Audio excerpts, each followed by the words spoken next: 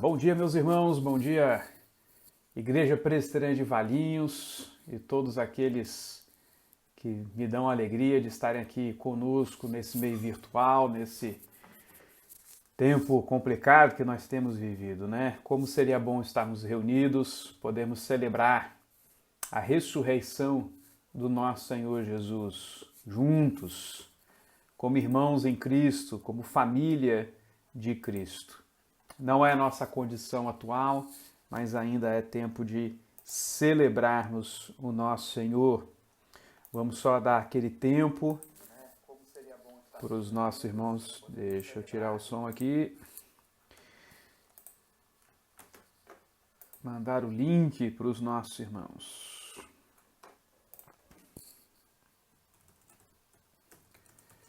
Ao vivo no Facebook.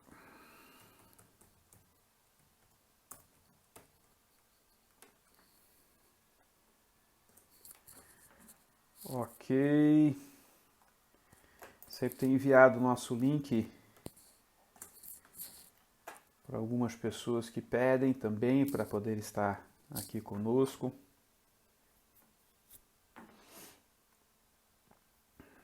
É isso aí, meus irmãos.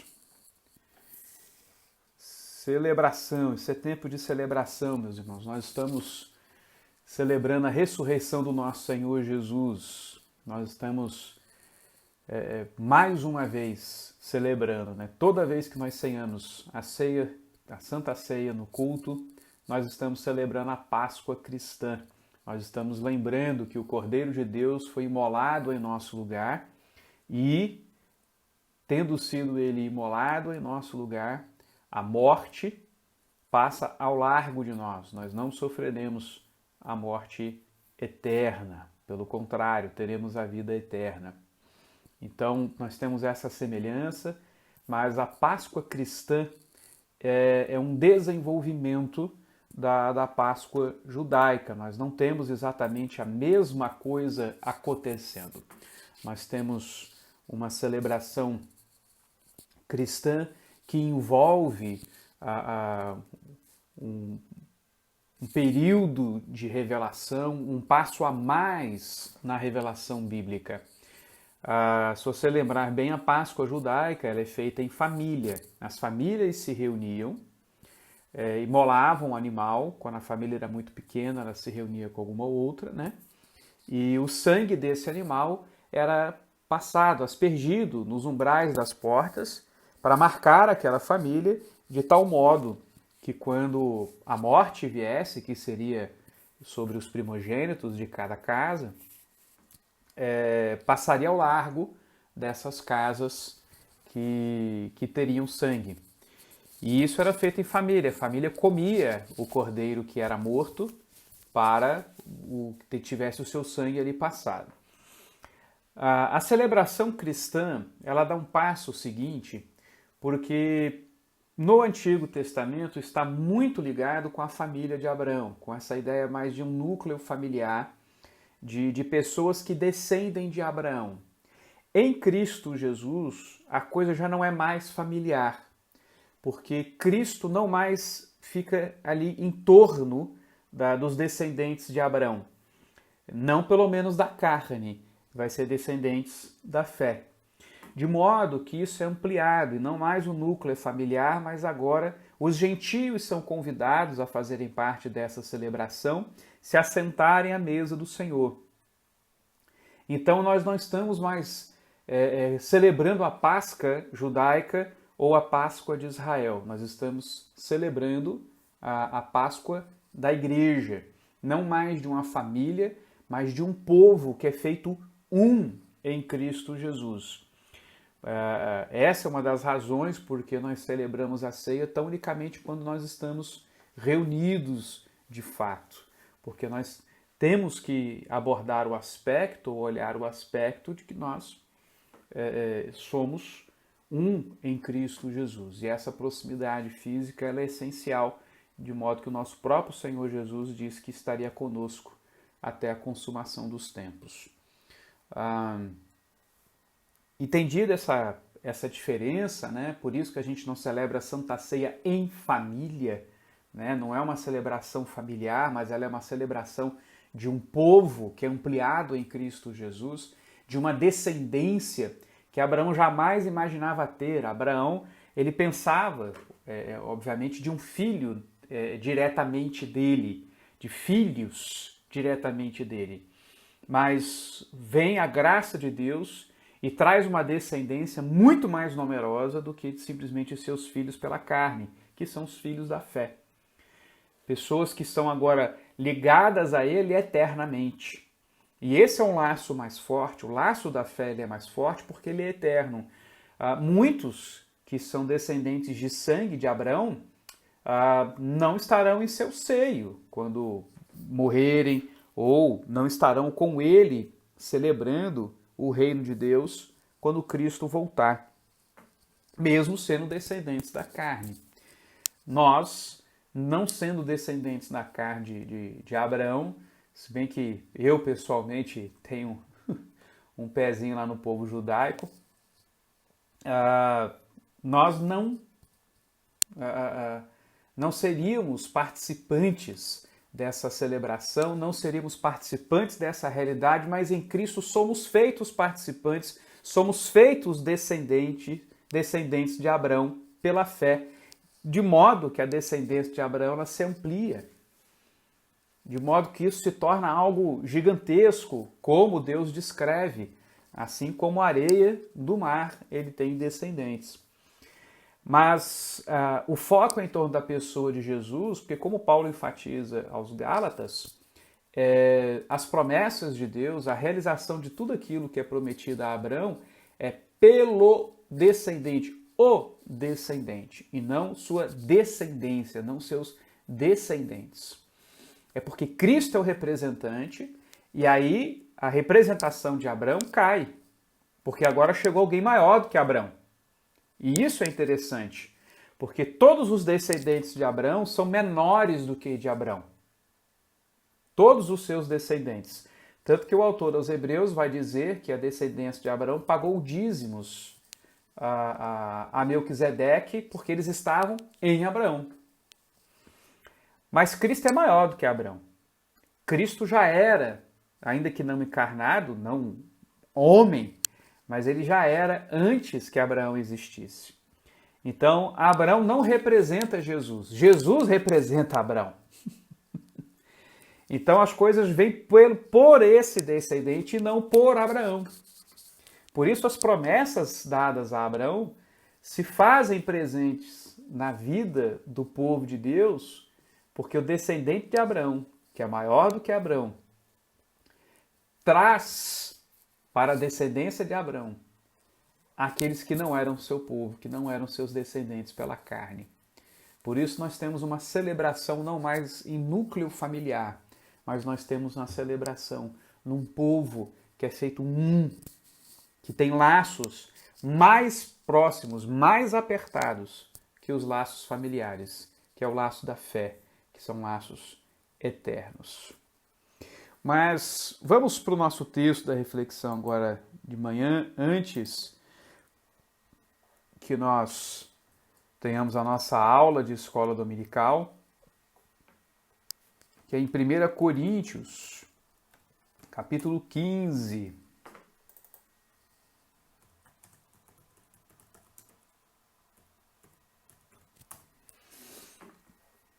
Primeiro Coríntios, capítulo 15, a partir do verso 1.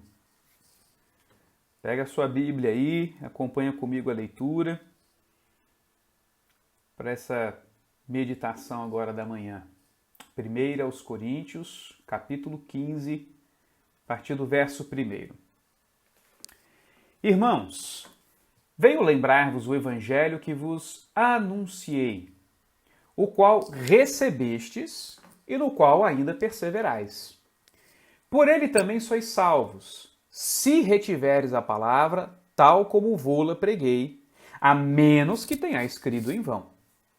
Antes de tudo, vos entreguei o que também recebi, que Cristo morreu pelos nossos pecados, segundo as Escrituras, e que foi sepultado e ressuscitou ao terceiro dia, segundo as Escrituras, e apareceu a Cefas, e depois aos 12.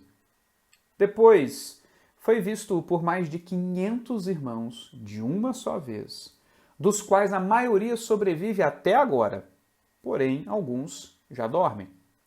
Depois foi visto por Tiago, mais tarde por todos os apóstolos, e, afinal, depois de todos, foi visto também por mim, como por um nascido fora do tempo. Porque eu sou o menor dos apóstolos, que mesmo não sou digno de ser chamado apóstolo, pois persegui a igreja de Deus.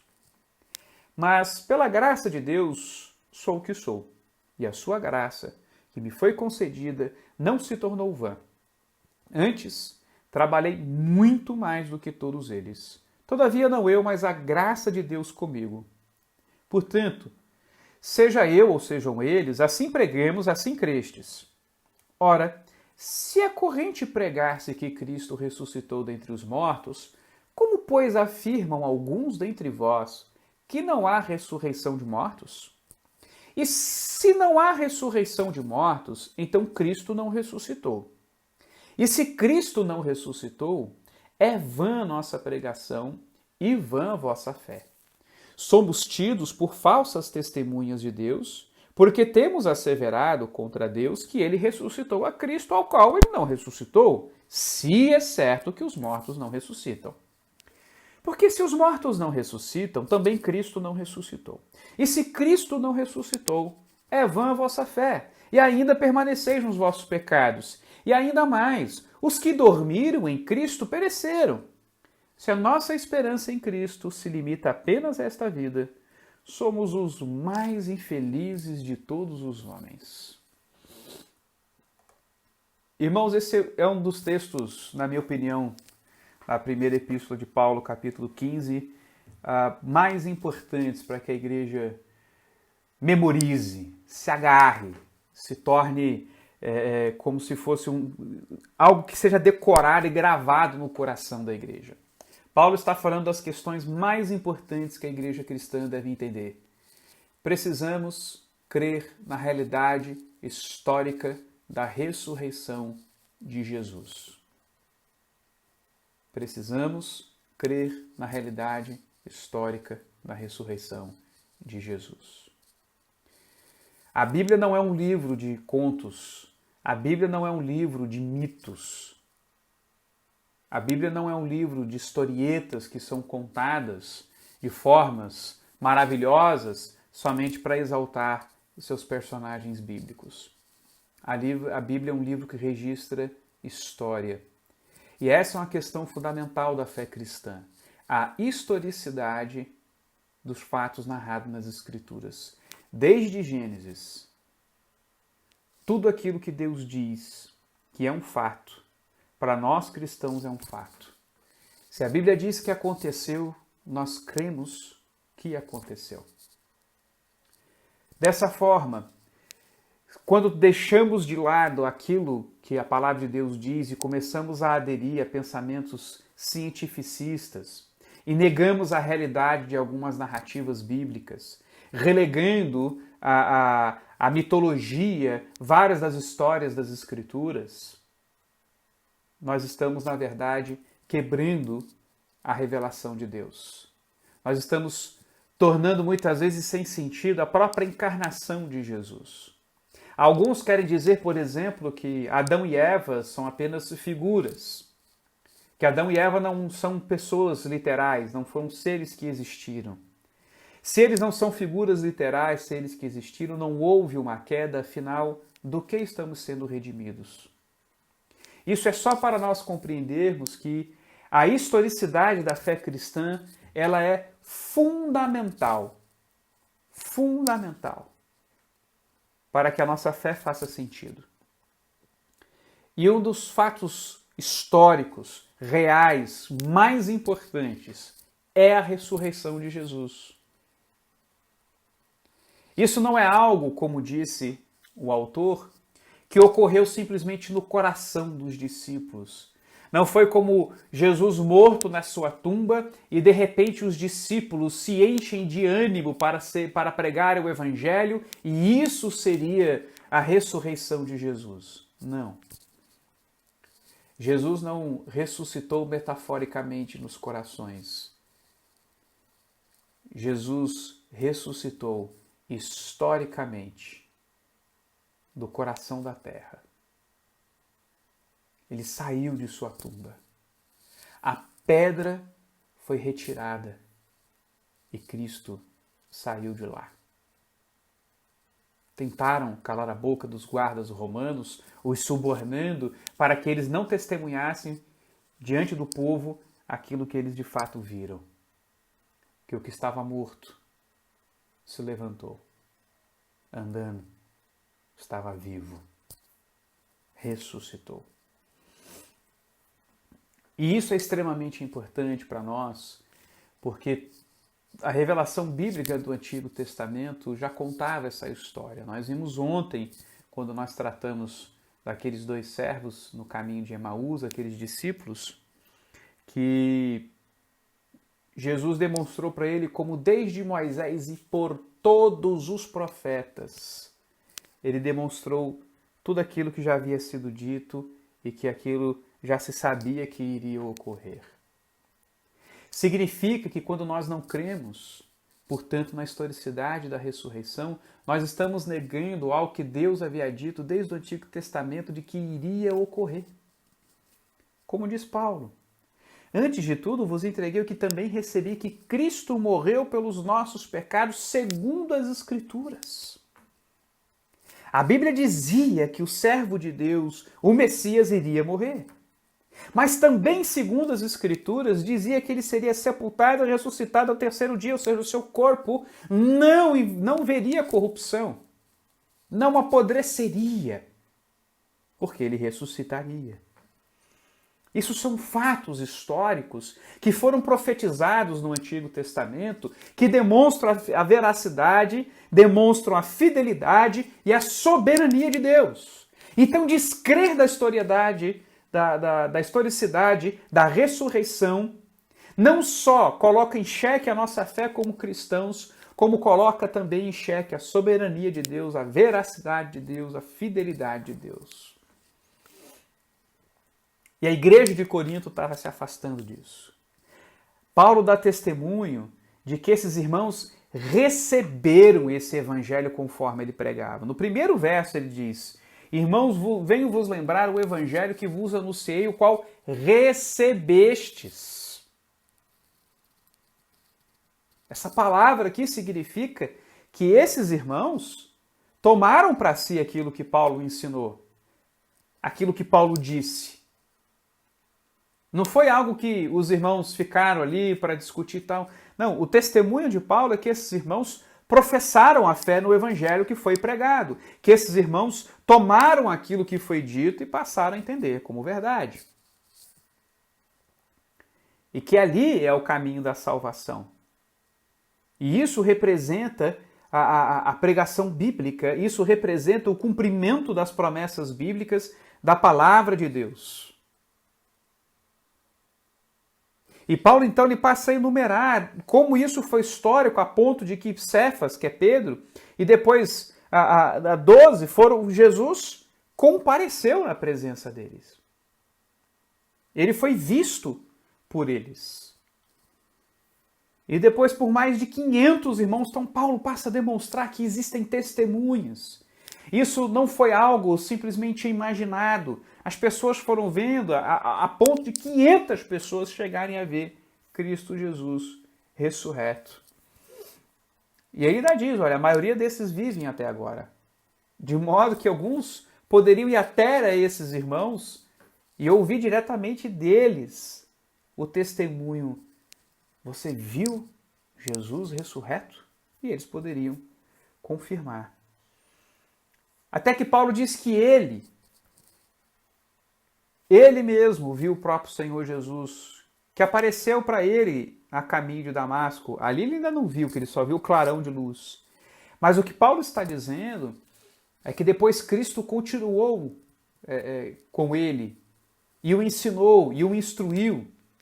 Se você ler Gálatas, por exemplo, Paulo fala que ele aprendeu diretamente do Senhor o evangelho que ele pregava, porque ele passou anos até começar a ter um contato mais profundo com os demais apóstolos. De modo que se ele pregava a mesma coisa que os apóstolos pregavam, era porque o próprio Senhor Jesus estava entregando a ele aquela palavra. E pela graça de Deus, ele se tornou um apóstolo, ou seja, alguém que testemunhou a ressurreição de Jesus. E essa é uma marca dos apóstolos que nós temos. Eles têm de terem testemunhado a ressurreição de Jesus, tinham de ter visto Jesus ressurreto.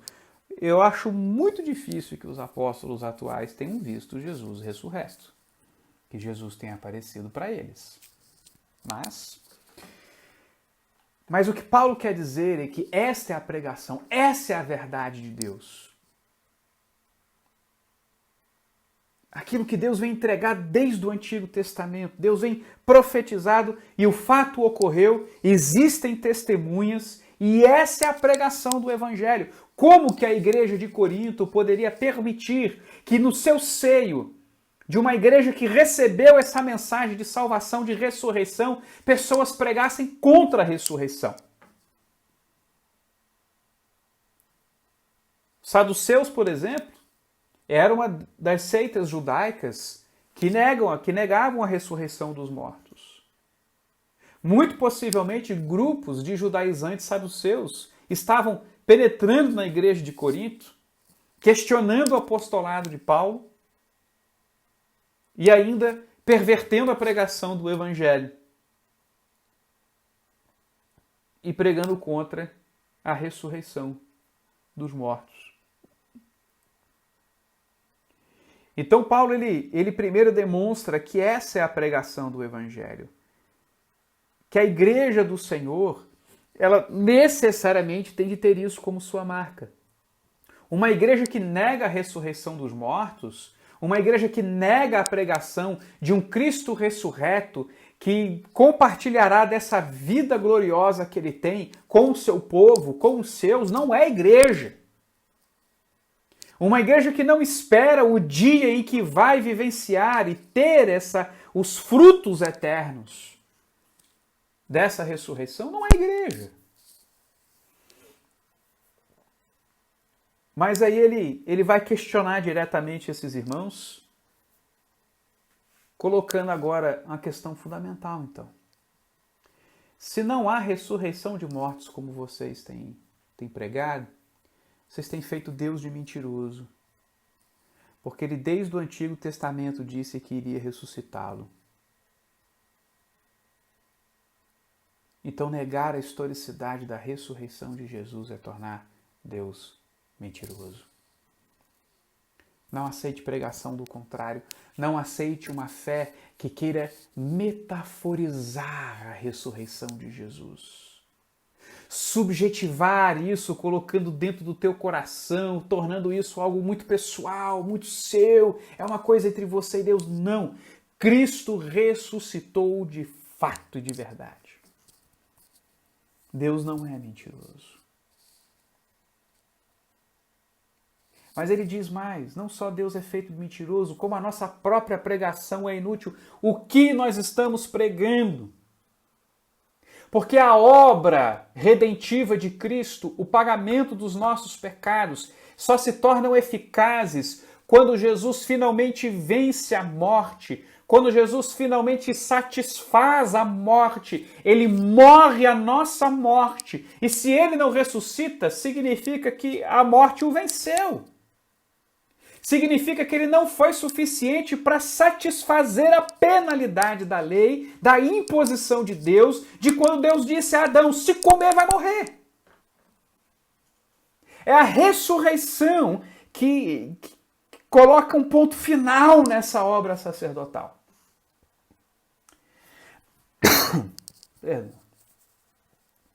Sem ressurreição, não há esse ponto final. Sem ressurreição, não há essa mudança. Então, queridos, se não cremos na ressurreição de Jesus, não há por que pregar o Evangelho.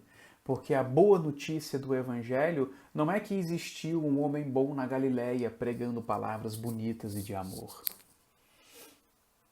A boa notícia é que esse homem verdadeiramente nos representa diante de Deus, nos substitui em nosso sacrifício, em nossas penalidades, toma sobre si o que é nosso e nos dá o que é dele.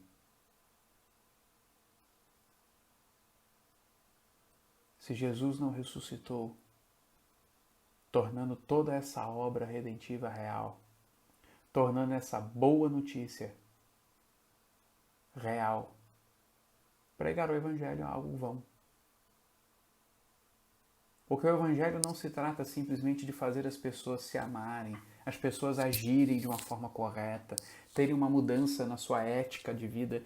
O Evangelho se trata da esperança de uma vida eterna na presença de Deus, na pessoa de Jesus.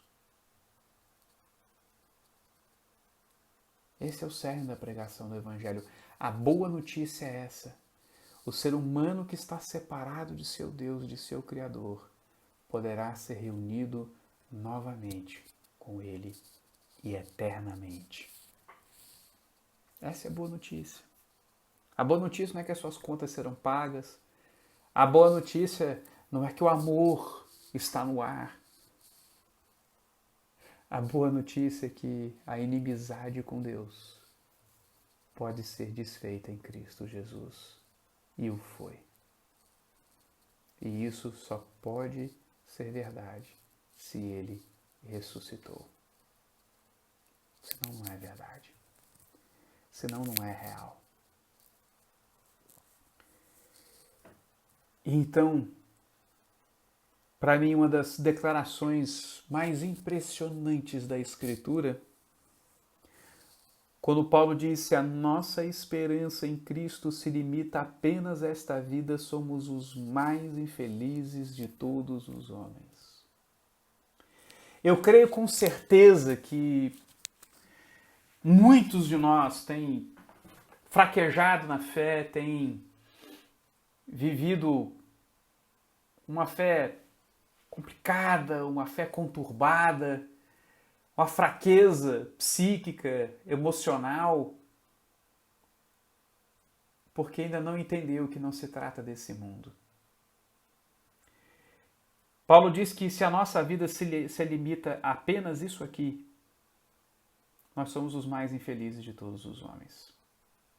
Eu me lembro das palavras de C.S. Lewis, quando ele diz que o problema do ser humano não é que ele quer algo melhor que o Evangelho, é que ele quer algo pior.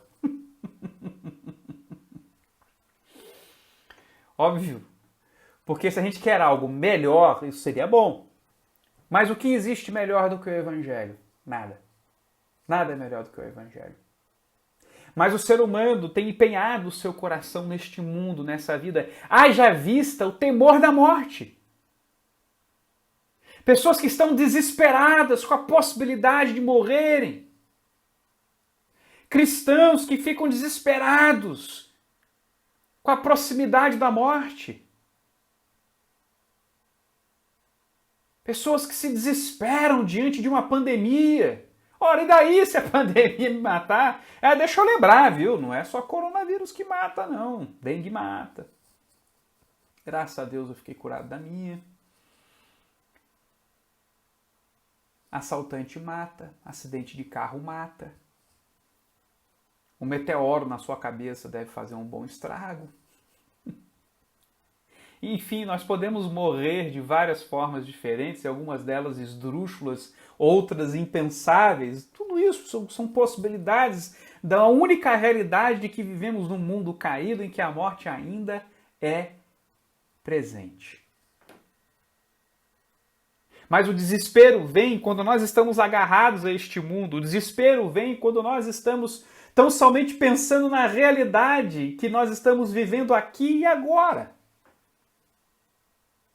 E a facilidade com que heresias e distorções do Evangelho têm adentrado no seio da igreja, como adentrou em Corinto, negando a ressurreição de mortos, é porque no fundo, nosso coração está neste mundo e a gente morre de medo de partir desse mundo e perder o que nós temos aqui.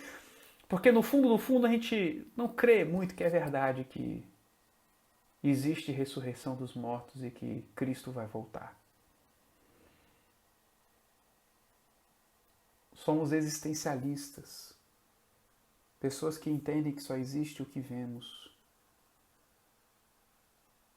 Que entendem que não existe mais nada.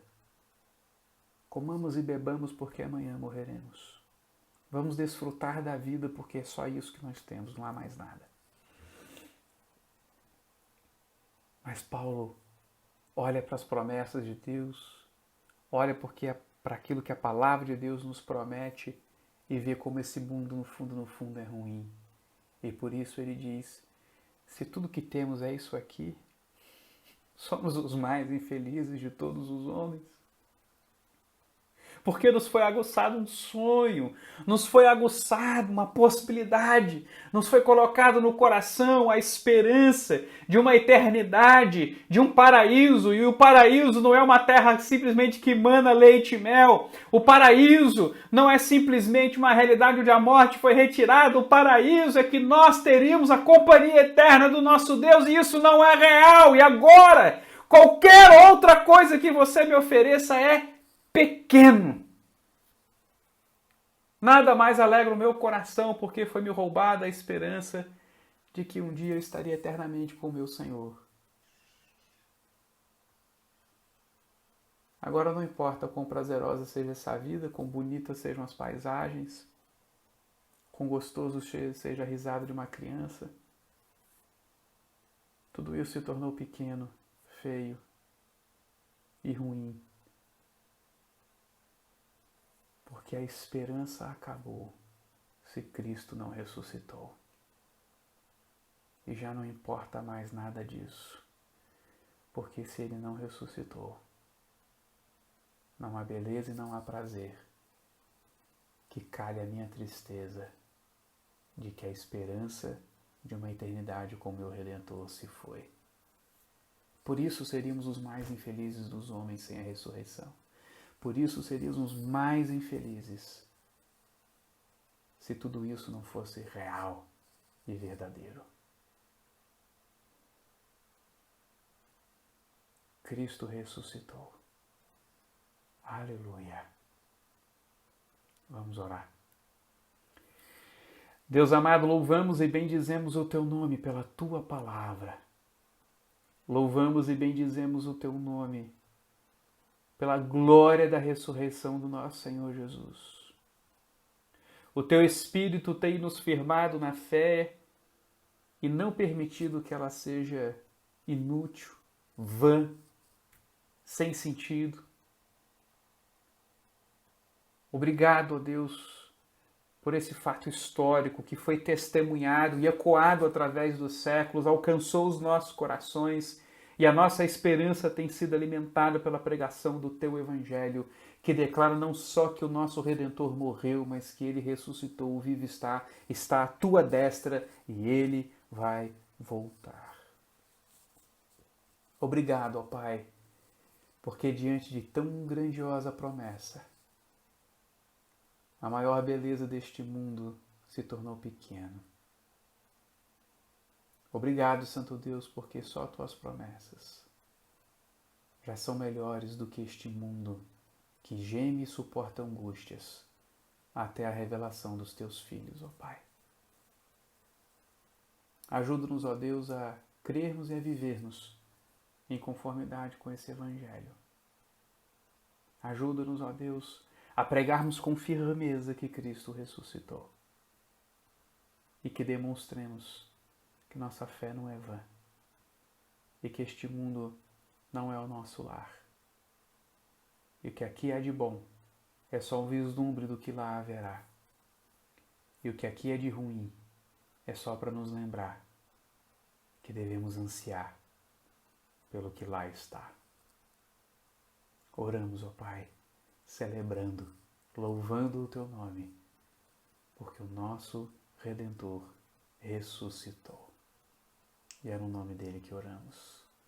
Amém. Que Deus te abençoe muito. Feliz Páscoa, feliz ressurreição. Vivo está o nosso Senhor. E aqui estamos diante dele. E a sua palavra é viva e eficaz. Deus te abençoe.